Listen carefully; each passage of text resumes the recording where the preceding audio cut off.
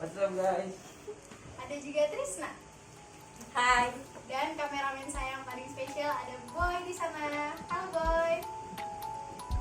Halo. Kita di sini ingin membahas tentang perjanjian internasional. Nah, kalian tahu nggak sih perjanjian internasional itu kayak apa?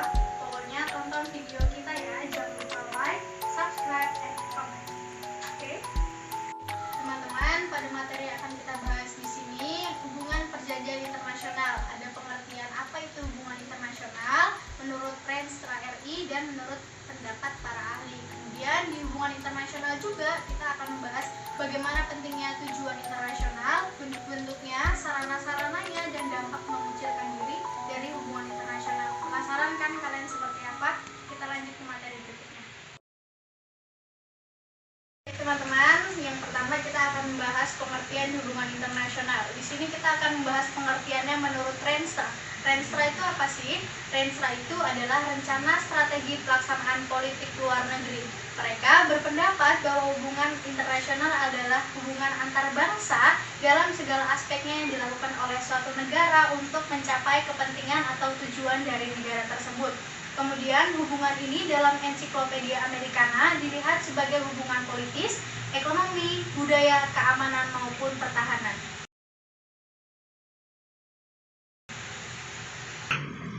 Nah, kemudian teman-teman, dalam hubungan internasional juga kita harus mengetahui apa saja komponen-komponen yang ada di dalamnya. Yang pertama yang harus kita ketahui adalah politik secara internasional. Setelah kita mengetahui politik secara internasional, kita juga harus mengetahui studi tentang peristiwa secara internasional, kemudian hukum internasional, dan terakhir organisasi administrasi secara internasional. Dan kita lanjut pengertian hubungan internasional menurut para ahli. Nah, yang pertama ada Hugo de Groot. Nah, Hugo de Groot di sini berpendapat bahwa hubungan internasional didasarkan dari asas kebebasan. Namun, bebas di sini bermaksud bahwa beberapa negara tersebut sudah menyetujui perjanjian tersebut. Kemudian yang kedua ada Warsito Sunario. Nah, Warsito Sunario di sini berpendapat bahwa hubungan internasional merupakan studi tentang interaksi antara jenis kesatuan-kesatuan sosial. Jadi beberapa negara ketika melakukan hubungan internasional, mereka akan melakukan suatu interaksi. Dari interaksi tersebut mereka akan timbullah suatu perjanjian yang mereka buat. Kemudian ada juga TGF Netizen. TGF Netizen di sini berpendapat bahwa hubungan internasional itu merupakan bagian komponen dari politik secara internasional, karena hubungan internasional di sini mencakup administrasi internasional, hukum-hukum politik secara internasional juga. Nah, selanjutnya ada juga Charles. Nah, kalau Charles di sini mirip sama Warsito Sunario. Dia berpendapat hubungan internasional adalah studi tentang keadaan-keadaan relevan yang mengelilingi interaksi. Jadi, adanya interaksi dalam hubungan internasional di sini sudah termasuk pengertian dari hubungan internasional tersebut. Dari beberapa pendapat yang sudah saya kemukakan dalam materi saya tadi, dapat disimpulkan bahwa hubungan internasional adalah hubungan antar bangsa yang merupakan interaksi antar manusia, bisa secara individu maupun kelompok, kemudian baik secara langsung maupun secara tidak langsung, berupa persahabatan, permusuhan, persengketaan maupun peperangan. Saya di sini akan melanjutkan materi yang telah dibawakan oleh awal sebelumnya. Saya akan membawakan tentang pentingnya hubungan internasional bagi suatu bangsa. Hubungan internasional sangatlah penting untuk suatu negara di era globalisasi yang sangat kompleks ini. Tidak ada suatu negara yang bisa berdiri sendiri. Dengan adanya hubungan internasional, pencapaian tujuan negara akan lebih mudah dilakukan dan perdamaian dunia akan mudah diciptakan. Realitas menunjukkan bahwa setiap bangsa memiliki kebutuhan mempertahankan kelangsungan hidupnya dan tidak selalu dapat dipenuhi oleh potensi setiap bangsa. Negara yang kuat akan sumber daya alamnya, ada juga yang banyak jumlah penduduknya. Nah, sementara ada negara lain yang mengandalkan berlimpahnya jumlah ilmuwan. Kekurangan yang ada dapat diatasi dengan saling berhubungan dengan yang lain. Hal inilah yang melahirkan hubungan internasional antar bangsa antar negara. Nah, pentingnya hubungan internasional bagi suatu negara adalah sebagai Berikut saya akan membacakan. Yang pertama, memelihara dan menciptakan hidup berdampingan secara damai dan adil dengan bangsa lain. Yang kedua, mencegah dan menyelesaikan konflik atau persengketaan yang mengancam perdamaian dunia. Yang ketiga, mengembangkan cara penyelesaian masalah secara damai melalui perundingan dan diplomasi. Membangun solidaritas dan sikap menghormati antara bangsa. Nah, yang kelima, membantu bangsa lain yang terancam kemerdekaannya hingga tercapai kemerdekaannya. Yang keenam, berpartisipasi dalam rangka ikut melaksanakan ketertiban dunia berdasarkan kemerdekaan, perdamaian abadi, dan keadilan sosial. Nah, yang terakhir, menjamin kelangsungan hidup bangsa dan negara, kelangsungan dan keberadaannya di tengah-tengah bangsa lain. Hubungan internasional. Bentuk dari hubungan internasional dapat berupa hubungan-hubungan sebagai berikut. Yang pertama, hubungan individual berbentuk kontak-kontak pribadi yang disadari oleh kepentingan individual. Misalnya hubungan pedagang antar negara yang mengandalkan transaksi jual beli, mahasiswa yang sedang belajar di negara lain, kunjungan wisatawan, dan sebagainya. Yang kedua, hubungan antara kelompok dapat berbentuk hubungan antara lembaga-lembaga keagamaan, sosial, lembaga-lembaga ekonomi, dan perdagangan antar negara. Dan yang ketiga dan terakhir adalah hubungan antar negara. Biasanya melibatkan kepentingan nasional atau kepentingan yang sifatnya lebih luas, misalnya kerjasama ekonomi antar negara, hal-hal yang menyangkut masalah hukum dan sebagainya. Saranan hubungan internasional. Saranan atau media dalam pelaksanaan hubungan atau kerjasama internasional disebut dengan agen transaksi internasional.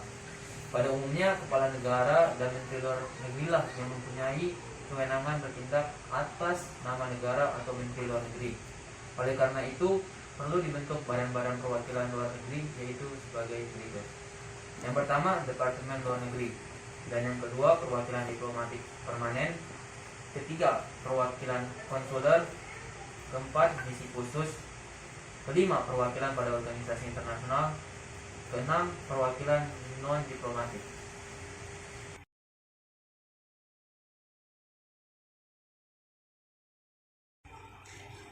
Dampak suatu negara yang mengutipkan diri dari hubungan internasional. Nah, di sini ada dua dampak. Yang pertama itu dampak positif dan yang kedua itu dampak negatif. Nah, dari dampak positif sendiri bisa menumbuhkan rasa kemandirian bagi warga negara tersebut dan tidak menimbulkan rasa ketergantungan. Nah, dari sisi dampak negatif, tidak akan mendapatkan barang atau jasa yang dibutuhkan di negara itu sendiri dan tidak akan tahu informasi di dunia yang sedang hangat dibincangkan.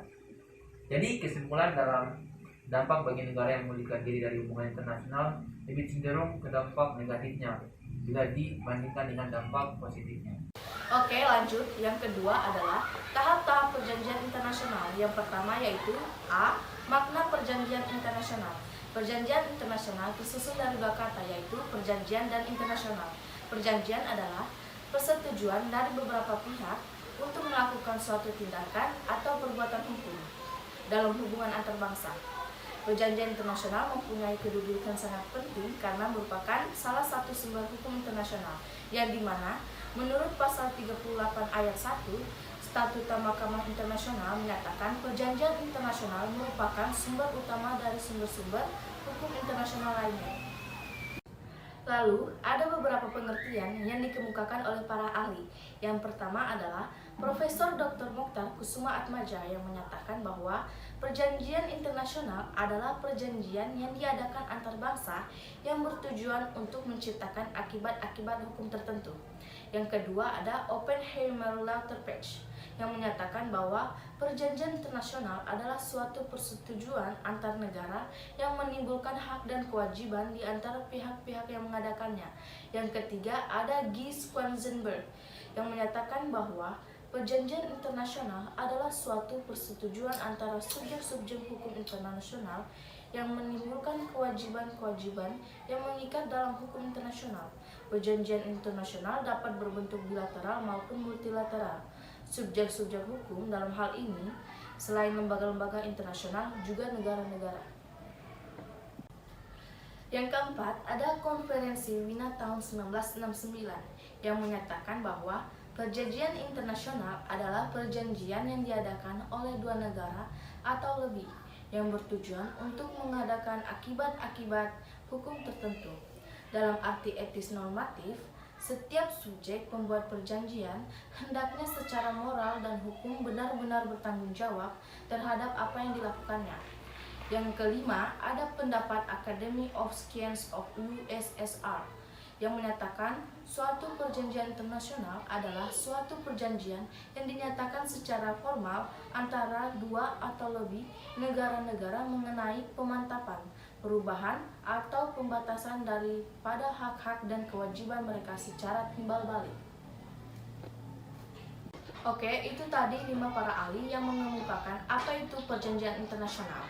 Lalu, kedudukan perjanjian internasional dianggap sangat penting karena ada beberapa alasan yang perlu kita pahami, yaitu yang pertama, perjanjian internasional lebih menjamin kepastian hukum sebab perjanjian internasional diadakan secara tertulis. Yang kedua, perjanjian internasional mengatur masalah-masalah kepentingan bersama di antara para subjek hukum internasional. Dari dua alasan tersebut, suatu perjanjian internasional yang dibuat secara sepihak atau karena ada unsur paksaan dianggap tidak sah atau batal demi hukum.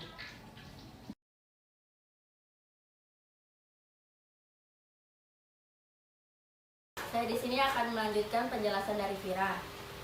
Saya akan menjelaskan tentang macam-macam istilah perjanjian internasional. Yang pertama adalah traktat, yaitu perjanjian paling formal yang merupakan persetujuan dari dua negara atau lebih.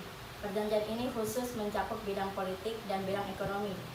Yang kedua adalah konvensi, yaitu persetujuan formal yang bersifat multilateral dan tidak berurusan dengan kebijaksanaan tingkat tinggi. Persetujuan ini harus dilegalisasi oleh wakil-wakil berkuasa penuh. Yang ketiga, protokol, yaitu persetujuan yang tidak resmi dan pada umumnya tidak dibuat oleh kepala negara. Mengatur masalah-masalah tambahan penafsiran klausel-klausel TTN. Yang keempat, persetujuan, yaitu perjanjian yang bersifat teknis atau administratif. Agreement tidak diratifikasi karena sifatnya tidak seresmi traktat atau konvensi. Yang kelima, perikatan, yaitu istilah yang digunakan untuk transaksi-transaksi yang bersifat sementara. Perikatan tidak seresmi traktat dan konvensi. Keenam, proses verbal, yaitu catatan-catatan atau kesimpulan konferensi diplomatik atau suatu permufakatan. Proses verbal tidak diratifikasi. Yang ketujuh, piagam, yaitu himpunan peraturan yang ditetapkan oleh persetujuan internasional baik mengenai pekerjaan maupun kesatuan-kesatuan tertentu seperti pengawasan internasional yang mencakup tentang minyak atau mengenai lapangan kerja lembaga-lembaga internasional. Piagam itu dapat digunakan sebagai alat tambahan untuk pelaksanaan suatu konvensi seperti piagam kebebasan transit. Yang kedelapan, deklarasi, yaitu perjanjian internasional yang berbentuk traktat dan dokumen tidak resmi. Deklarasi sebagai traktat bila menerangkan suatu judul dari batang tubuh ketentuan traktat dan sebagai dokumen tidak resmi apabila merupakan lampiran pada traktat atau konvensi. Deklarasi sebagai persetujuan tidak resmi bila mengatur hal-hal yang kurang penting. 9. Modus vivendi, yaitu dokumen untuk mencatat persetujuan internasional yang bersifat sementara sampai berhasil diwujudkan perjumpaan yang lebih permanen, terinci, dan sistematis serta tidak memerlukan ratifikasi. Ke-10, pertukaran nota, yaitu metode yang tidak resmi tetapi akhir-akhir ini banyak digunakan. Biasanya pertukaran nota dilakukan oleh wakil-wakil militer dan negara serta dapat bersifat multilateral. Akibat pertukaran nota ini timbul kewajiban yang menyangkut mereka. Yang ke-11, ketentuan penutup, yaitu ringkasan hasil konvensi yang menyebutkan negara peserta, nama utusan yang turut diundang, serta masalah yang disetujui konvensi dan tidak memerlukan ratifikasi. Ke-12, ketentuan umum, yaitu traktat yang bersifat resmi dan tidak resmi. PBB menggunakan ketentuan umum arbitrasi untuk menyelesaikan SCR Damai Pertikaian Internasional tahun 1928. Yang ke-13, Karakter, yaitu istilah yang dipakai dalam perjanjian internasional untuk pendirian badan yang melakukan fungsi administratif, misalnya Atlantic Charter. Yang ke-14, Fakta, yaitu istilah yang menunjukkan suatu persetujuan yang lebih khusus atau Fakta Warsawa. Fakta membutuhkan ratifikasi. Yang ke-15, Konvenan, yaitu anggaran dasar LBB atau Liga Bangsa-Bangsa.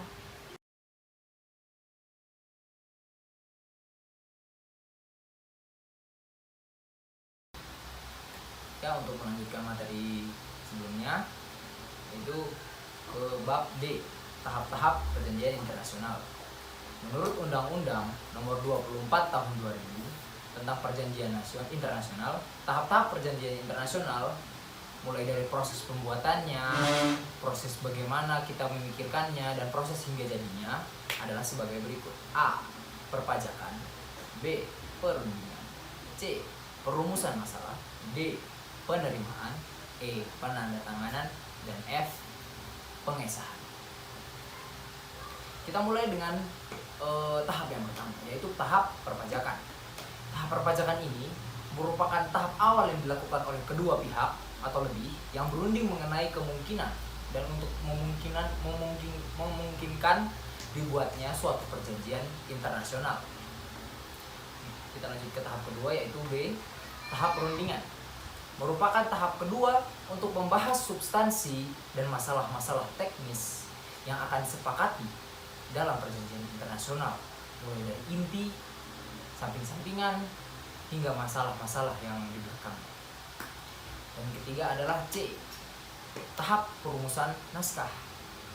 Merupakan tahap merumuskan rancangan suatu perjanjian internasional. Kita mulai dari kata pengantar, masalah rumusan masalah, cara pencegahan, solusi, pendapat-pendapat yang lain, dan lain-lain. Dan D, yaitu penerimaan.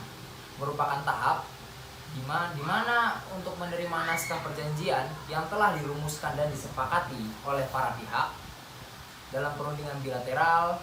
Kesepakatan atas naskah awal hasil perundingan itu disebut sebagai penerimaan, yang biasanya dilakukan dengan membubuhkan inisial atau paraf dari para naskah-naskah perjanjian internasional oleh ketua delegasi masing-masing pihak.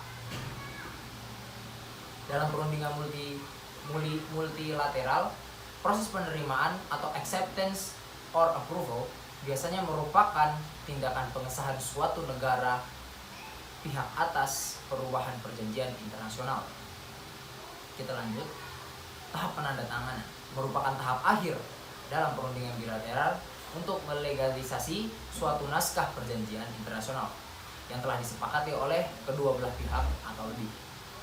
Untuk perjanjian multilateral, penandatanganan perjanjian internasional bukan merupakan pengikatan diri sebagai negara pihak. Keterikatan terhadap perjanjian internasional disebutkan dalam pasal 6 ayat 1. Dan yang terakhir, tahap pengesahan. Tahap pengesahan adalah suatu perjanjian internasional dilakukan berdasarkan ketetapan yang disepakati oleh para pihak. Perjanjian internasional yang memerlukan pengesahan akan dimulai berlakunya secara terpenuh prosedur pengesahan sebagaimana diatur dalam undang-undang ini.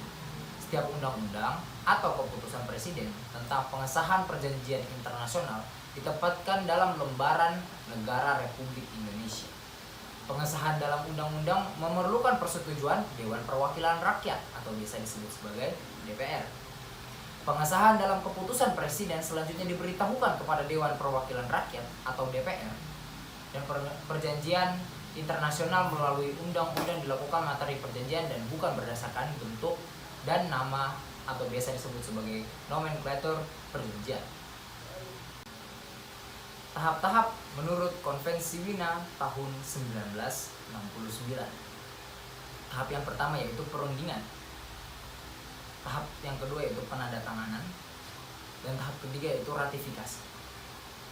Kita mulai dari tahap pertama yaitu tahap perundingan atau yang biasa disebut sebagai negotiation. Pada tahap ini, pihak-pihak akan mempertimbangkan terlebih dahulu materi yang hendak dicantumkan dalam naskah perjanjian. Materi tersebut ditinjau dari sudut pandang politik, ekonomi, maupun keamanan, dan juga mempertimbangkan akibat-akibat yang akan muncul setelah perjanjian disahkan. Pertunjukan wakil suatu negara dalam suatu perundingan diserahkan sepenuhnya kepada negara yang bersangkutan. Tahap penandatanganan atau biasa disebut sebagai signature. Tahap penandatanganan ini diakhiri dengan penerimaan naskah atau adoption of the text dan pengesahan atau authentication of the text. Apabila konferensi tidak menentukan cara pengesahan, maka pengesahan dapat dilakukan dengan cara penandatanganan. Penandatanganan sementara atau pembubuhan paraf. Dengan menandatangani suatu naskah perjanjian, berarti suatu negara telah menyetujui untuk mengikatkan diri pada suatu perjanjian. Tahap yang ketiga yaitu ratifikasi atau biasa disebut sebagai ratification. Meskipun delegasi suatu negara telah menandatangani suatu perjanjian internasional, tidak berarti bahwa negara tersebut secara otomatis terikat pada perjanjian tersebut. Negara tersebut baru terikat pada materi atau isi perjanjian setelah naskah tersebut diratifikasi.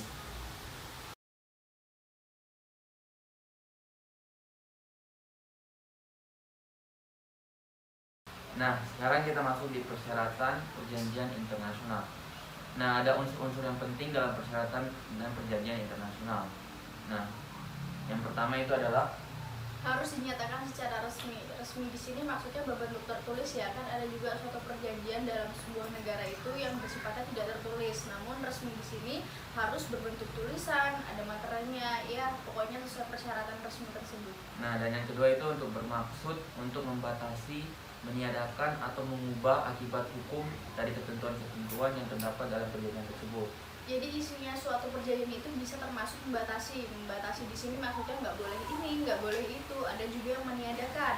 Kemudian bisa juga bersifat mengubah akibat hukum dari ketentuan-ketentuan yang terdapat dalam perjanjian tersebut. Karena suatu perjanjian itu bersifat mutlak, tidak bisa diganggu-gugat kembali. Nah, berkaitan dengan persyaratan perjanjian internasional tersebut, terdapat dua teori yang berkembang. Yang pertama itu unanimity principle atau teori kebulatan suara, yaitu persyaratan yang ditujukan hanya berlaku bagi negara yang mengajukan apabila diterima oleh negara peserta lainnya. Jadi ketika negara A sudah mempersetujui, baru negara B kemudian mengirimkan suatu perjanjian dalam teori ini. Nah, teori kedua itu ya, teori Pan-Amerika, yaitu bahwa perjanjian itu mengikat negara yang mengajukan persyaratan dengan negara yang menerima.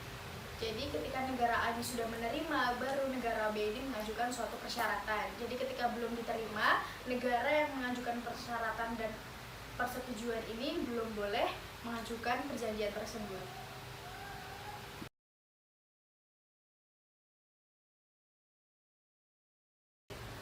Nah, perjanjian yang dibuat oleh suatu negara tuh kapan sih berlakunya? Nah, berlakunya perjanjian internasional sejak tanggal yang ditentukan dalam piagam perjanjian atau menurut yang disetujui oleh peserta perjanjian. Nah, jika tidak ditentukan, maka perjanjian mulai berlaku sejak adanya pernyataan persetujuan atau sejak kedua negara itu melakukan persetujuan yang telah Putuskan. Kemudian yang kedua, jika persetujuan suatu negara untuk diikat oleh perjanjian timbul setelah perjanjian itu berlaku, maka perjanjian mulai berlaku bagi negara itu pada tanggal tersebut, kecuali jika ditentukan yang lain. Kecuali ada persetujuan yang lain yang mereka harus perundingkan dan mencari kesimpulannya bersama atau hasil dari perjanjian tersebut.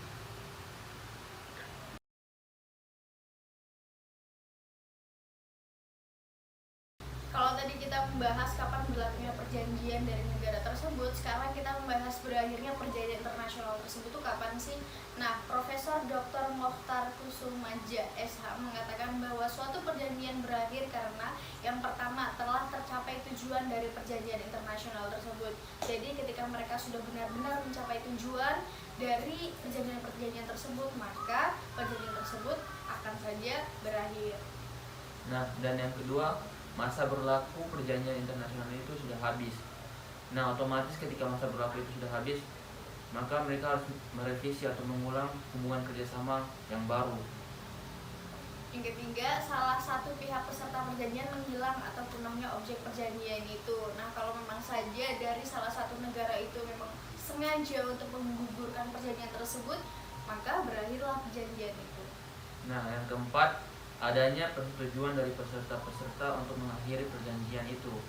Nah, jadi ketika suatu negara menjalin hubungan kerjasama dan ingin mengakhiri persetujuan itu, maka harus saling berkomunikasi juga berkomunikasi, saling mengerti, sehingga tanpa kesalahpihakan atau kesalahpahaman terkait dengan hubungan kerjasama yang telah dilakukan. Kemudian yang kelima, adanya perjanjian baru antara peserta yang kemudian meniadakan perjanjian yang terlebih dahulu. Jadi mereka memang sudah sepakat untuk merevisi perjanjian tersebut oleh perjanjian-perjanjian yang baru. Maka sudah pasti janji-janji yang lama akan gugur dan digantikan oleh perjanjian yang baru. Yang keenam, syarat-syarat tentang pengakhiran perjanjian sesuai dengan ketentuan perjanjian itu sudah dipenuhi. Jadi ketika hubungan kerjasama itu sudah saling menguntungkan satu sama lain, maka mereka harus mengulangi dan menjalin hubungan kerjasama yang baru di pihak-pihak atau sektor-sektor yang masih memiliki kekurangan, sehingga saling menyokong dan membantu satu sama lain.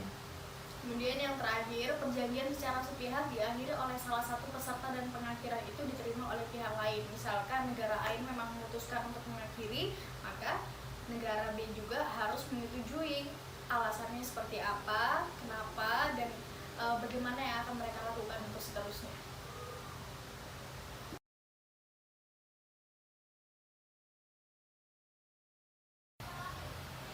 Nah, tadi kan kita udah bahas berakhirnya itu kapan, gugur juga karena apa aja. Nah, sekarang pelaksanaan perjanjian internasional itu kita harus bagaimana?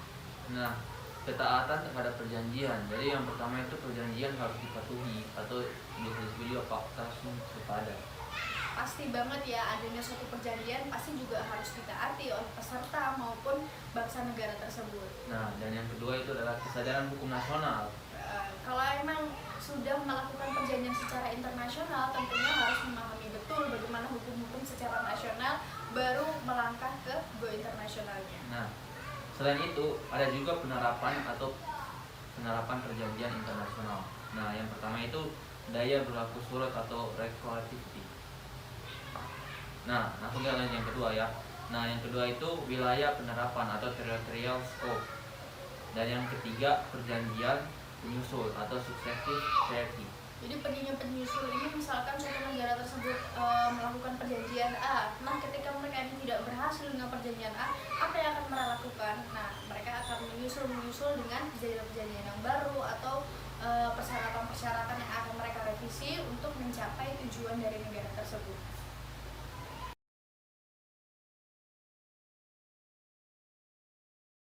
Pembatalan perjanjian internasional. Dalam perjanjian internasional pasti ada suatu kesalahan sehingga terjadi pembatalan perjanjian internasional, yaitu berdasarkan Konvensi Wina tahun 1969, perjanjian internasional dapat dibatalkan karena suatu hal seperti yang pertama, negara atau wakil kuasa penuh melakukan pelanggaran terhadap hukum nasionalnya. Seperti contohnya, ketika suatu pemimpin melakukan kesalahan terhadap negaranya, maka itu sudah melanggar perjanjian internasional sehingga terjadinya pembatalan dalam perjanjian internasional. Terus yang kedua, adanya unsur kesalahan atau error dalam pembuatan perjanjian internasional.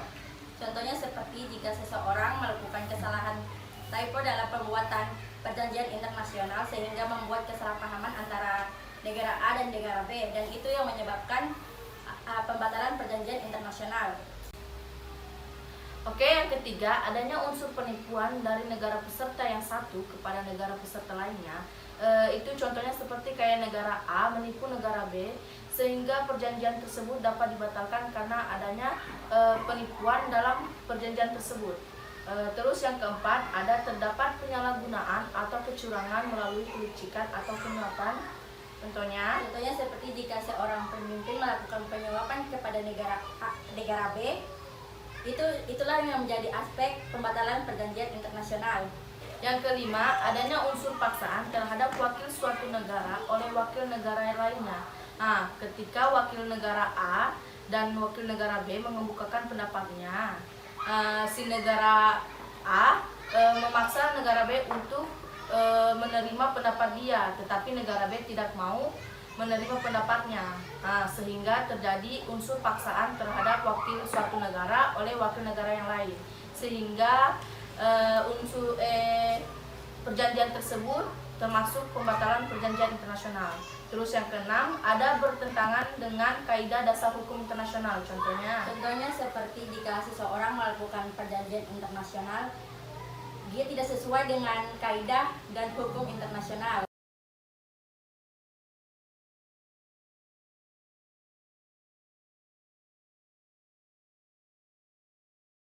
Oke, lanjut ke materi yang jenis-jenis perjanjian internasional, yaitu perjanjian bilateral yang bersifat khusus dan tertutup. Ada beberapa contoh. Yang pertama adalah perjanjian antara Republik Indonesia dengan RRC atau Republika Rakyat Cina yang dilakukan pada tahun 1955 tentang penyelesaian dewi kewarganegaraan. Dewi kewarganegaraan atau biasa disebut kewarganegaraan ganda. Yang kedua, ada perjanjian antara Indonesia dengan Muang Thai tentang garis batas Laut Andaman di sebelah utara Selat Malaka yang dilakukan pada tahun 1971.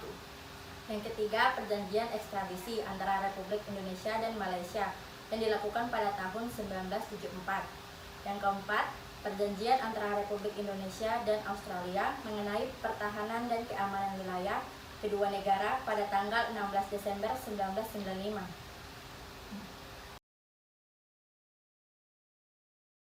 Oke, yang kedua ada perjanjian multilateral, sering disebut juga sebagai law making treaties, karena biasanya mengatur hal-hal yang menyangkut kepentingan umum dan bersifat terbuka. Ada beberapa contoh, yaitu pertama, Konvensi Jenewa yang dilakukan pada tahun 1949 yang membahas tentang perlindungan korban perang. Terus yang kedua, ada Konvensi Wina tahun 1961 yang membahas tentang hubungan diplomatik. Yang ketiga, Konvensi Hukum Laut Internasional tahun 1982 tentang laut teritorial, zona bersebelahan, zona ekonomi eksklusif, dan landas benua. Ya, itulah tadi dua jenis-jenis perjanjian internasional, yaitu yang pertama perjanjian bilateral dan yang kedua adalah perjanjian multilateral.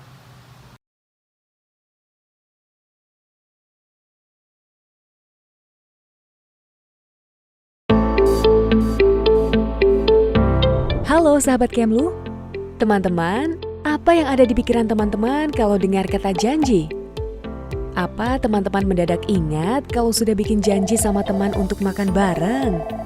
Atau malah kamu ingat sama gebetan kamu dan ngebayangin untuk bikin janji sehidup semati sama dia? Teman-teman tahu nggak sih kalau negara juga bisa bikin janji dengan negara lain dan organisasi internasional lainnya?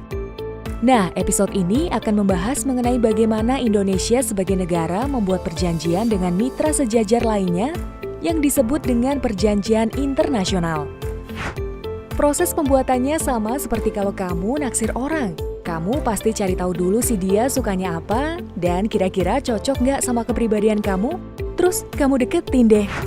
Terus kalian pacaran, kalau sudah cocok dan dapat restu dari orang tua, bisa lanjut ke jenjang berikutnya, yaitu pernikahan.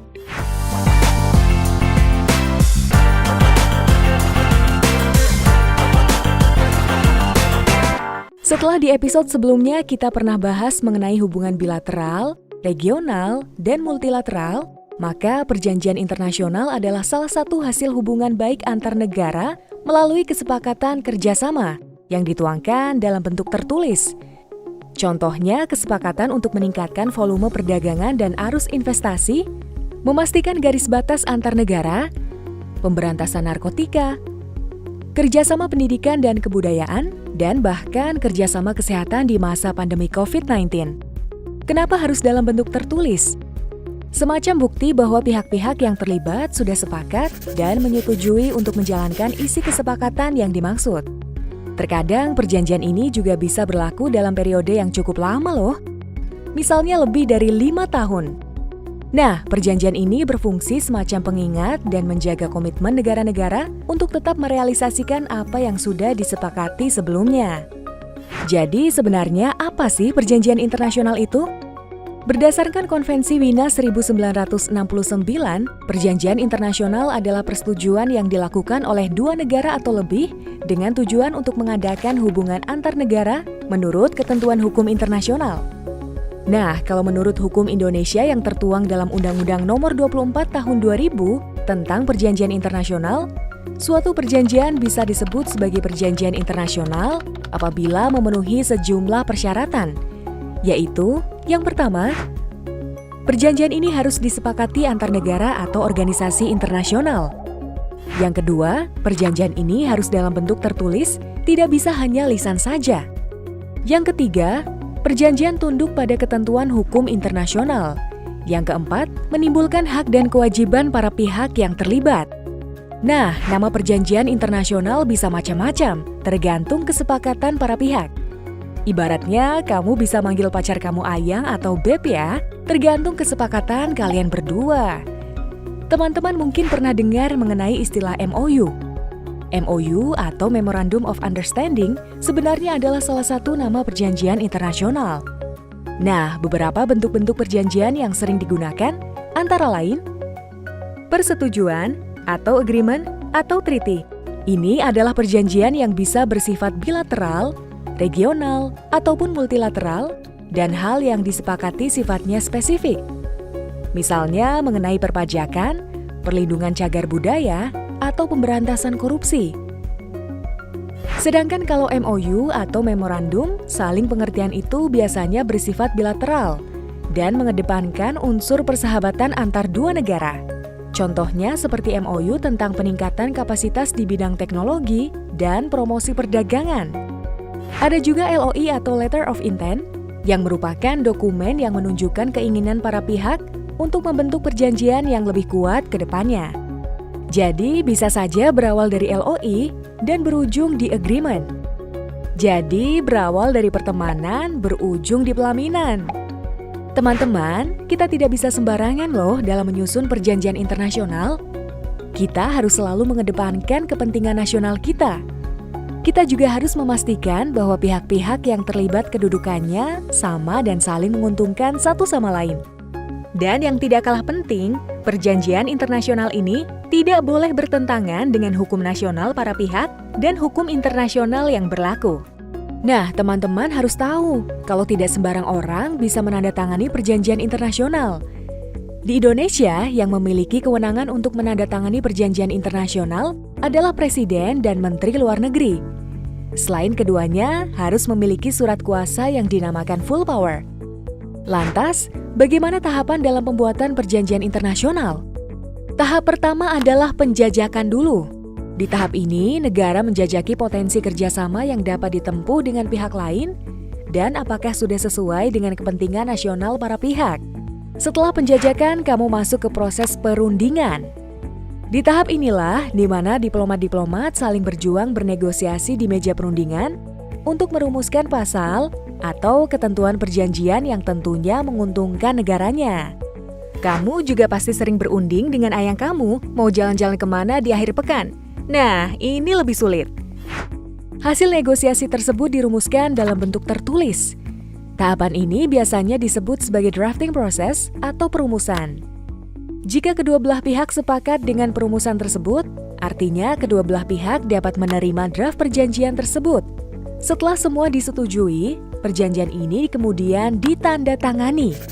Nah, teman-teman, jadilah perjanjian internasional. Nah, apakah setelah perjanjian ditandatangani itu sudah langsung berlaku? Belum tentu. Memang ada yang langsung berlaku setelah tanda tangan, namun ada juga yang perlu proses tertentu supaya berlaku. Proses tertentu dimaksud salah satunya adalah ratifikasi, yang adalah pengesahan perjanjian internasional ke dalam hukum nasional Indonesia, bisa dalam bentuk undang-undang atau peraturan presiden. Ini ibarat kata kamu meminta restu orang tua sebelum kamu menikah.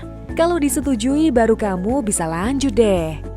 Setelah perjanjian masuk dalam tahap implementasi, ada proses peninjauan kembali atau review mechanism untuk melihat apakah perjanjian ini tetap memberikan keuntungan bagi Indonesia. Kami menamakannya Monitor dan Evaluasi atau MONEV di mana Menteri Luar Negeri menyampaikan laporan implementasi perjanjian internasional kepada Presiden secara berkala. Apabila perjanjiannya menguntungkan, tetap dilanjutkan deh. Tapi kalau nggak untung, kita bisa memilih untuk menghentikan berlakunya. Nah teman-teman, penasaran nggak sih perjanjian-perjanjian yang telah ditandatangani itu disimpan di mana? Dokumen asli perjanjian internasional yang pernah ditandatangani oleh Indonesia semua disimpan di Treaty Room Kemlu. Treaty Room berada di sebuah gedung bersejarah yaitu Gedung Garuda. Di Treaty Room ini menyimpan naskah asli perjanjian internasional paling tua yang ditandatangani Indonesia loh teman-teman, yaitu Perjanjian Persahabatan RI Suriah yang ditandatangani pada 2 Juli tahun 1947. Perjanjian persahabatan ini ditandatangani oleh Menteri Luar Negeri Indonesia pada saat itu yaitu Bapak Agus Salim dan Menteri Luar Negeri Republik Suriah pada saat itu yaitu Bapak Jamil Mardambey. Lalu, apa sih perlunya Indonesia memiliki perjanjian internasional? Sebagai sebuah negara berdaulat, tentunya Indonesia dapat melakukan perjanjian internasional untuk melindungi kepentingan bangsa dan bermanfaat bagi negara. Indonesia sudah melakukan perjanjian internasional loh dari zaman diplomasi perjuangan. Kalau teman ingat pelajaran sejarah, pasti kenal dong dengan perjanjian Linggarjati, perjanjian New York, ataupun perjanjian konferensi meja bundar. Ini merupakan perjanjian bilateral Indonesia dan Belanda yang mengikat dan menjadi bukti pengakuan kemerdekaan dan kedaulatan wilayah Indonesia. Indonesia juga terlibat dalam negosiasi Konvensi Hukum Laut Internasional atau UNCLOS, yaitu konvensi internasional yang disepakati oleh banyak negara pada tahun 1982 yang mengatur hak dan tanggung jawab penggunaan laut. UNCLOS adalah capaian besar Indonesia untuk menjaga keutuhan Nusantara kita sebagai negara kepulauan terbesar di dunia yang terdiri dari kepulauan dan perairan wilayah. Sampai saat ini UNCLOS masih digunakan loh, misalnya untuk menindak kapal-kapal nelayan asing yang mencuri ikan atau masuk ke wilayah kita. Hingga saat ini, Indonesia telah banyak membuat perjanjian internasional untuk kepentingan negara kita, seperti mengatur batas wilayah Indonesia dan negara tetangga, meningkatkan kemampuan pertahanan, meningkatkan perekonomian bangsa dan mensejahterakan rakyat, melindungi WNI dan aset bangsa di luar negeri, menangkap kriminal lintas negara, mengembalikan cagar budaya yang diambil secara ilegal dari luar negeri, berpartisipasi untuk menjaga lingkungan dan mengurangi perubahan iklim, menjaga perdamaian dunia, dan banyak lagi. Intinya sih, perjanjian internasional itu digagas, ditandatangani, dan diratifikasi oleh Indonesia untuk kepentingan bangsa, kepentingan dunia, dan untuk kepentingan kamu semuanya. Nah, itu teman-teman sekilas mengenai perjanjian internasional. Jadi, janji itu sakral loh. Makanya jangan suka obral janji dan buat janji palsu ya kalian. Kepentingan kamu semuanya. Nah, itu teman-teman sekilas mengenai perjanjian internasional. Jadi, janji itu sakral loh. Makanya jangan suka obral janji dan buat janji palsu ya kalian.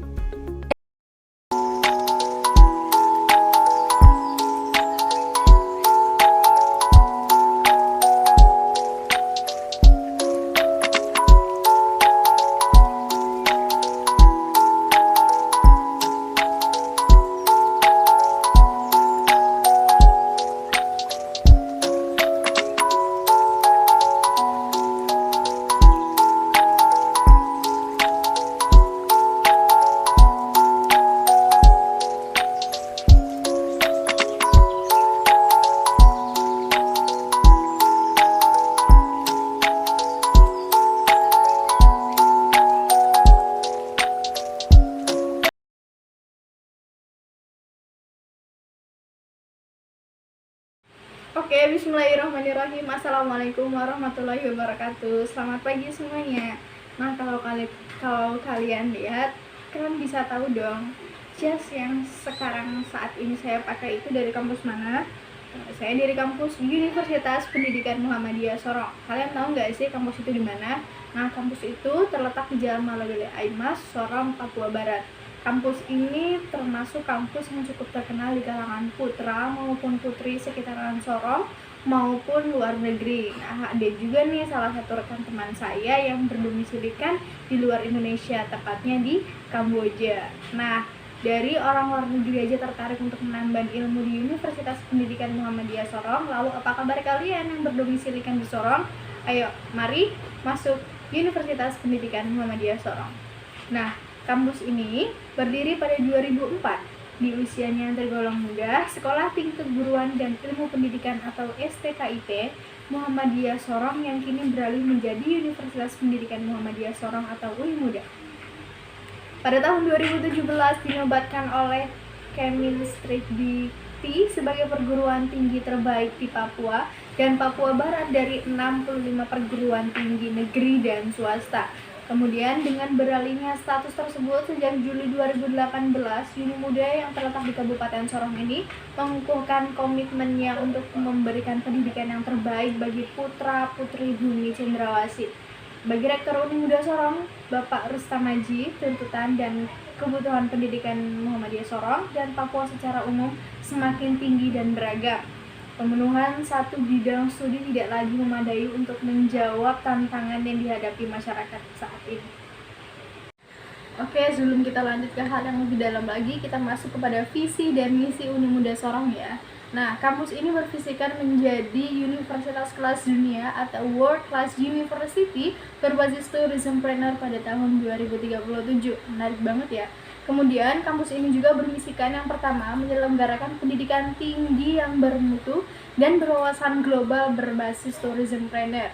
Kemudian, selanjutnya menyelenggarakan penelitian, pengabdian kepada masyarakat, dan publikasi guna menjawab persoalan nasional dan dunia.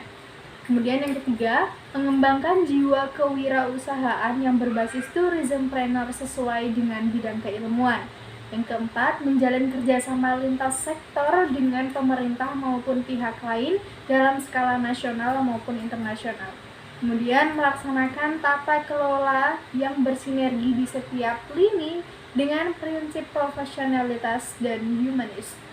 Terakhir, mewujudkan semua kegiatan Universitas Pendidikan Muhammadiyah Sorong sebagai gerakan peradaban Muhammadiyah yang berkemajuan.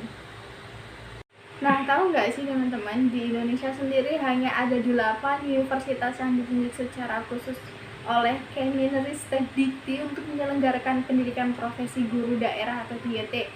Salah satunya Uni Muda Sorong untuk kawasan timur yang meliputi Provinsi Papua, Papua Barat, Maluku, dan Maluku Utara. Oke, nah di Universitas Pendidikan Muhammadiyah Sorong ada 3 fakultas yang berkembang untuk saat ini. Yang pertama ada keguruan dan ilmu pendidikan, sains dan teknologi, dan ilmu sosial dan humaniora. Kita masuk kepada keguruan dan ilmu pendidikan ya teman-teman. Nah, untuk fakultas keguruan dan ilmu pendidikan sendiri ada 10 prodi yang berkembang. Yang pertama ada pendidikan biologi, kemudian pendidikan bahasa Indonesia, pendidikan bahasa Inggris, pendidikan matematika, pendidikan PKN, pendidikan jasmani, pendidikan guru sekolah dasar, pendidikan teknologi informasi atau komputer, pendidikan IPA, dan pendidikan guru pendidikan anak usia dini. Oke, untuk Fakultas Sains dan Teknologi di Universitas Pendidikan Muhammadiyah atau Uni Muda Sorong juga ada program studi sebagai berikut. Pertama, peternakan, agribisnis, aquakultur, teknik kimia, teknik sipil, dan farmasi. Dan yang terakhir yang paling spesial ada Fakultas Ilmu Sosial dan Humaniora di Universitas Pendidikan Muhammadiyah Uni Muda Sorong. Ada yang pertama hukum, psikologi, hubungan internasional, studi pemerintahan, dan akuntansi. Nah, untuk saat ini saya bersama teman-teman sendiri menambah ilmu di program studi hubungan internasional. Oke, selanjutnya kita masuk ya. Hubungan internasional sendiri itu apa sih? Nah, hubungan internasional ini sering disebut sebagai studi internasional atau SI. Meski keduanya tidak sama, ilmu ini adalah ilmu yang mempelajari hubungan antar negara, termasuk peran sejumlah negara, organisasi antar pemerintah atau ICO, atau organisasi non-pemerintah internasional atau INGO, organisasi non-pemerintah NGO, dan perusahaan multinasional MNC. Hal ini merupakan sebuah bidang akademik dan kebijakan publik dan dapat bersifat positif atau normatif. Kemudian karena keduanya berusaha menganalisis dan merumuskan kebijakan luar negeri atau negara-negara tertentu, HI sering dianggap sebagai cabang ilmu politik, khususnya setelah tata nama UNESCO tahun 1988. Kemudian, pihak akademis lebih suka menganggapnya sebagai bidang studi yang interdisipliner. Aspek-aspek hubungan internasional telah dipelajari selama ribuan tahun sejak masa Thucydides, tetapi baru pada awal abad ke-20, HI menjadi disiplin yang terpisah dan tetap. Oke, nah hubungan internasional juga ini merupakan bentuk kerjasama antara suatu negara dan negara lain, baik secara individu maupun kelompok. Nah, hubungan internasional ini juga memiliki tujuan yang saling menguntungkan demi mencapai kepentingan nasional masing-masing di setiap negara. Kemudian secara sederhananya juga, hubungan internasional ini dapat diartikan sebagai hubungan antar bangsa, baik antar negara dan negara, antara negara-negara dan individu atau badan hukum, antara warga negara yang satu dengan warga negara yang lain. Nah, kemudian hubungan internasional ini juga adalah salah satu cabang keilmuan yang secara spesifik mempelajari dinamika hubungan antar negara juga, serta organisasi, perusahaan, baik perusahaan individu maupun kelompok ya. Nah, memiliki pengaruh lintas negara dan seperti apa implikasinya. Nah, Kak, terus gimana kalau kita masuk ke jurusan hubungan internasional, kita bisa kerja apa di dalamnya? Nah, jangan khawatir ya teman-teman. Beberapa peluang atau prospek kerja hubungan internasional ini ada banyak banget loh peluang yang bakal kamu dapetin. Yang pertama, bisa menjadi politikus atau daftar isi artikel. Yang kedua, international officer. Setelah lulus dari jurusan hubungan internasional, nanti kamu dapat bekerja di kantor secara internasional. Kemudian kamu juga bisa menjadi seorang jurnalis. Kamu juga bisa menjadi seorang dosen, pengusaha, peneliti, konsultan secara internasional, dan kamu juga bisa menjadi seorang penulis. Nah, Kak, kalau udah kuliah di jurusan hubungan internasional, nanti gelarnya tuh apa? Nah, berdasarkan hasil kesepakatan dalam bidang organisasi, disepakati bahwa gelar sarjana untuk mahasiswa jurusan hubungan internasional ini adalah S.Hub.INT. Ayo, siapa yang mau? Buruan masuk ke Universitas Pendidikan Muhammadiyah Sorong dan ambil jurusan hubungan internasional.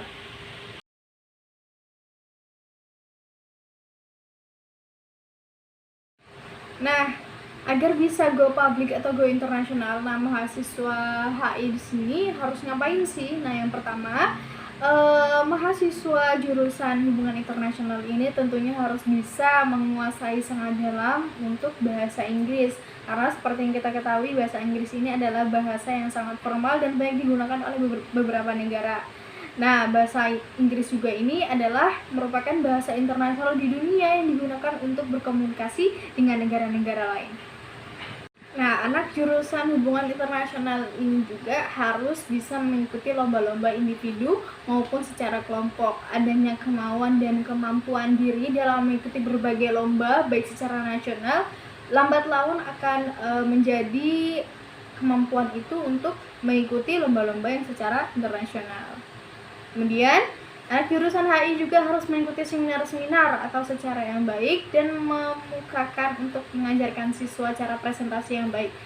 Jadi, ketika kita sudah berhasil untuk mengikuti beberapa seminar yang kita ikuti di kampus maupun di luar kampus, kita juga harus bisa mempresentasikan bagaimana cara seminar yang baik, bagaimana mempresentasikan materi-materi yang telah diberikan dengan baik. Itu akan menjadi salah satu faktor penunjang kita untuk menjadi nasional, untuk go internasional. Kemudian yang keempat, mengikuti kegiatan organisasi agar bisa berdiskusi maupun menjalankan acara. Hal ini dapat memberikan anak HI pengalaman dan terlatih menjadi pemimpin. Nah, seorang pemimpin ini sangat dibutuhkan ya, jika mungkin nanti ada kelompok atau individu yang mengadakan acara baik dalam negeri maupun luar negeri. Pemimpin ini sangat dibutuhkan keberadaannya untuk memimpin kelompoknya maupun diri sendiri. Bagaimana cara berdiskusi yang baik, bagaimana cara berkomunikasi yang baik, semuanya akan dipimpin oleh seorang pemimpin. Kemudian yang terakhir, anak jurusan hubungan internasional ini juga harus mengetahui tokoh-tokoh penting, perjanjian organisasi internasional, serta teori-teori yang perluas wawasan anak HI agar go internasional. Kalau emang mau go internasional atau go public, tentunya harus bisa menguasai tokoh-tokoh penting itu siapa aja, kemudian perjanjian-perjanjian setiap negara itu apa, spesifikasi dalam negara-negara itu apa. Nah, itu sangat menjadi faktor terpenting untuk anak jurusan Prodi Hubungan Internasional dalam menambah ilmu.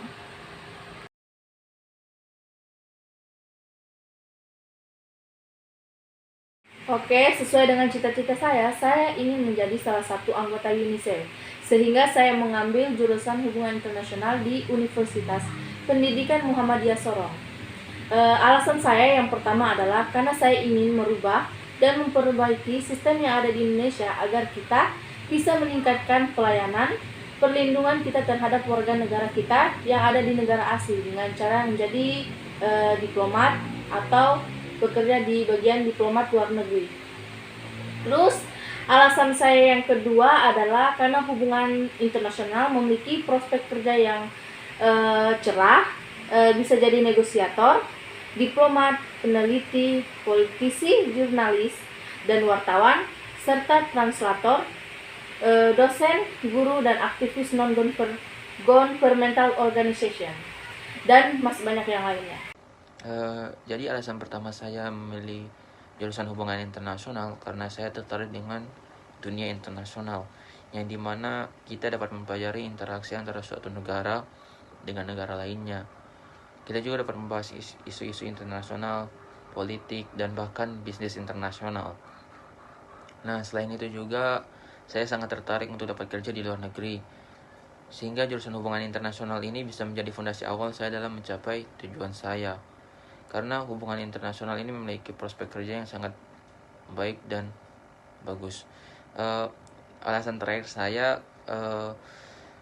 karena saya mempunyai cita-cita untuk menjadi seorang diplomat atau pengusaha internasional.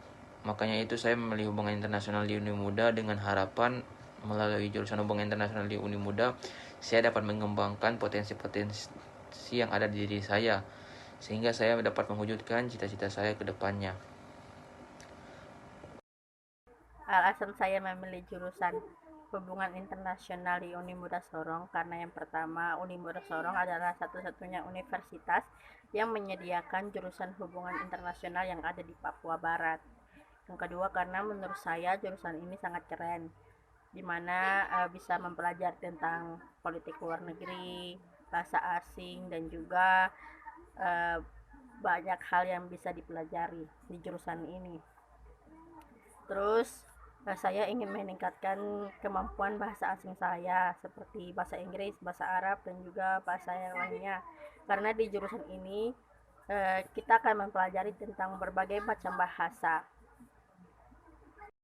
Lalu di jurusan ini mempunyai peluang yang cukup besar untuk bisa bekerja di luar negeri.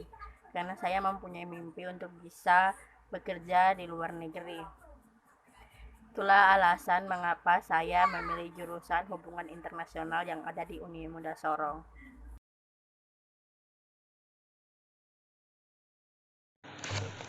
Kenapa saya memilih Unimuda?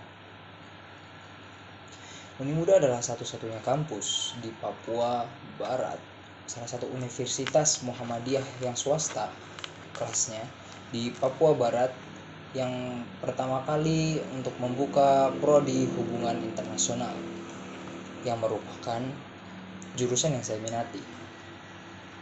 Jika dilihat dari sisi jauhnya, ada lebih banyak sekali jurusan hubungan internasional di luar sana yang lebih bagus. Namun, apa salahnya jika kita belajar di kota kita sendiri? Halo semuanya, apa kabar? Nama saya Muhammad Bintang Bagaskoro. Saya biasa dipanggil Boy atau bisa juga dipanggil Bintang. Saya tinggal di Sorong semenjak tahun kelahiran saya, yaitu sekitar 16 Mei 2002. Saya tinggal di sini, saya lahir di sini. Orang tua saya berasal dari Jawa, tapi itu tidak penting. Saya lahir dan besar di sini, dan untuk sebagai kota kelahirannya saya memilih untuk belajar tetap di sini. Saya sudah merasakan untuk rasanya itu seperti apa untuk belajar di Jawa sana. Karena saya ini sebelumnya saya SMP saya setelah SD saya melanjutkan studi saya SMP ke Jawa, ke Pondok Pesantren Islam Al Mukmin Ngeruki, itu letaknya di kota Solo, Provinsi Jawa Tengah. Nah, saya di sana belajar selama kurang lebih 4,5 tahun, dan itu bukan karena saya SMP-nya 4,5 tahun, itu juga sekalian SMA-nya saya di sana. Jadi saya 4,5 tahun, 3 tahunnya itu untuk SMP, saya lulus SMP di sana, dan untuk 2,5 tahun, untuk 1,5 tahunnya saya ada di sana juga untuk melanjutkan SMA saya hingga kelas 2 SMA semester 1 saya memutuskan untuk pindah. Kita ambil jalan mudahnya saja. Saya memutuskan untuk pindah, untuk kembali kepada tanah kelahiran saya, yaitu Sorong, Papua Barat, untuk melanjutkan studi SMA saya. Dan aslinya saya tuh ingin untuk mengambil beasiswa di luar, cuman ya bagaimana, orang tua saya di sini, saya anak terakhir, kakak-kakak saya semua sudah di luar negeri, hanya tinggal saya di sini, siapa yang akan menjaga mereka? Jadi akhirnya saya mengalah, dan untuk menjaga orang tua saya sekalian saya juga melanjutkan S1 saya di sini. Saya memilih Unimuda karena itu adalah salah satu-satunya kampus universitas yang ada di Sorong yang memiliki prodi hubungan internasional. Apabila tidak ada prodi hubungan internasional di Unimuda, yaitu mungkin saya akan mengambil jalan kedua, yaitu mengambil hukum. Cuman itu adalah salah satu bidang yang tidak terlalu saya minati. Hubungan internasional di sini saya minati karena saya ingin menjadi duta besar, dan saya juga tertarik dengan hal-hal seperti negosiasi, diplomasi, dan marketing pitch. Bisa dilihat saya ini mengambil hubungan internasional karena merupakan salah satu keahlian saya itu dalam bahasa. Saya alhamdulillah saya sudah menguasai sekitar 4 bahasa. 3 dari bahasa tersebut, salah satu dari bahasa tersebut adalah bahasa Indonesia, dan 3 dari bahasa tersebut adalah bahasa Spanyol, yang apabila saya untuk persentasekan, itu keahlian saya sekitar 35 atau 30%. Untuk bahasa Inggris saya yakin 85%, dan untuk bahasa Rusia saya sekitar 1% ataupun kurang. Karena itu Rusia tidak termasuk dalam 4 bahasa yang saya kuasai. Dan apa bahasa terakhir yang saya kuasai ini? Bahasa yang terakhir yang saya kuasai ini adalah bahasa Arab. Sebagaimana saya sebutkan dari tadi di awal-awal, saya ini lulusan pesantren, jadi sudah otomatis saya pasti kuasai bahasa Arab. Saya memilih Unimuda karena Unimuda terlihat sebagai kampus yang menurut saya unik, gitu loh. Kampus ini terletak bisa dibilang kampus ini tuh terletak di lahan-lahan yang sangat luas, gitu. Unimuda itu masih memiliki tanah yang begitu luas hingga memungkinkan ekspansi yang besar di masa mendatang. Maka dari itu saya mengambil hubungan internasional sebagai angkatan pertama dalam hubungan internasional, agar saya bisa merasakan sebagai saya adalah salah satu dan memiliki peran dalam ekspansi tersebut.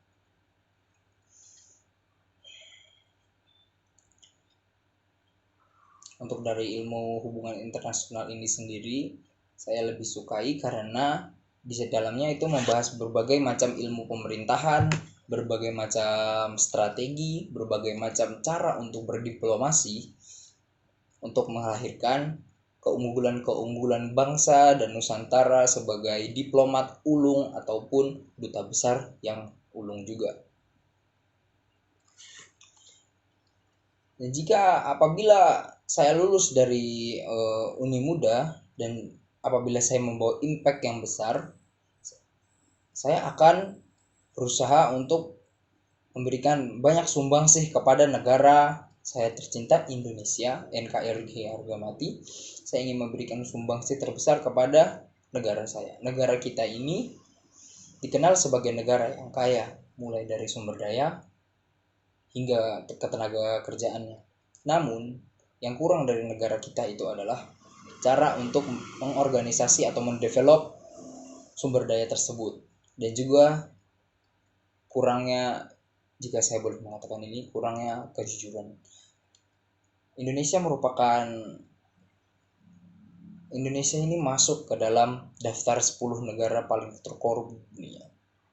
Dan saya memiliki sumpah tersendiri kepada seseorang bahwa saya akan merubah segala tersebut. Ya, mungkin itu saja perkataan saya tentang Uni Muda. Semoga Uni Muda tetap jaya selalu dan akan terus mengembangkan ekspansinya hingga masa mendatang agar menjadi hingga menjadi nomor 1 di Indonesia nanti, mengalahkan UI, UGM, UMI, dan universitas ternama lainnya. Sekian dari saya, nama saya Muhammad Bintang Bagaskoro, salam mahasiswa.